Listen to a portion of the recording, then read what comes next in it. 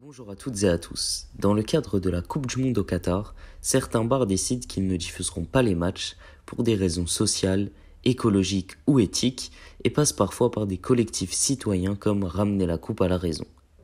On a cherché à connaître et comprendre leur point de vue. Alors on vous emmène avec nous à La Friche, un bar de Marc-en-Barœul, rencontrer Garance, la responsable communication.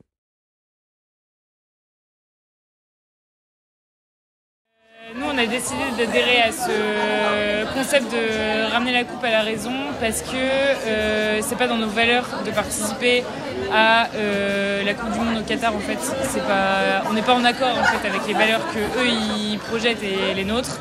Et on n'est absolument pas du tout contre le foot. Et ça, il y a aucun souci. C'est juste ça, c'est pas en accord avec nos valeurs. Et du coup, on n'a pas envie de ça. Et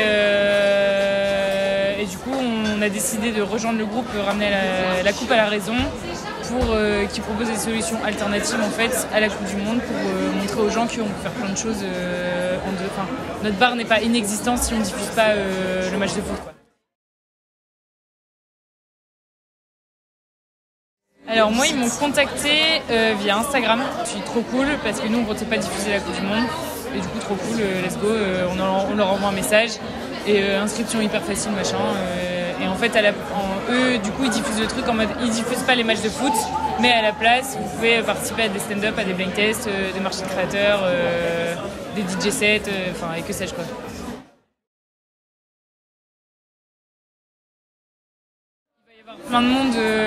Il va y avoir moins de monde, oui et non, dans le sens où nous, je sais que les blind tests, on organise aussi les stand-up, ça fonctionne ça fonctionne vraiment très bien, on est souvent complet en tout cas, et du coup, ça nous fait pas forcément peur de pas faire les matchs de foot si on propose ces événements-là en contrepartie.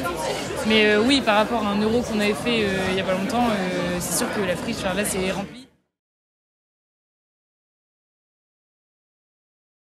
Oui, t'en as beaucoup qui partagent nos valeurs et qui viennent pour ça parce qu'ils aiment le lieu, ils aiment l'ambiance, ils aiment l'équipe, que ce soit ceux des restos ou du bar, ils aiment l'environnement en général.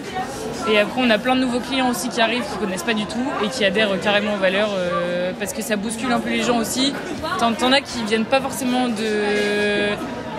ils s'en fichent de l'écologie, mais ils font un peu moins attention. Et en fait, quand ils arrivent, ils se disent vas-y, trop cool, on peut s'installer dans un canapé qui a été fait main par l'équipe, vas-y, les bidons qui sont les tables faites en bidon, on les a fait nous-mêmes. Là où il y a les sapins de Noël, c'est des casiers de pommes qu'on a récupérés. On essaie en tout cas de faire un max de récupération.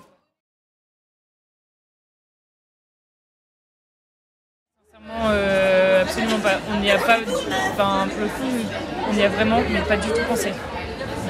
Là, du coup, je parle au nom de l'équipe et des patrons surtout, qui se sont dit vraiment, c'est vraiment pas l'accord des valeurs de la friche, et du coup, on le fait pas parce que on peut pas prôner le truc où on essaie de faire le moins de consommation possible, on essaie de faire attention à ce qu'on consomme,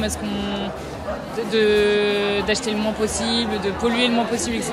et de diffuser ça a pas de sens.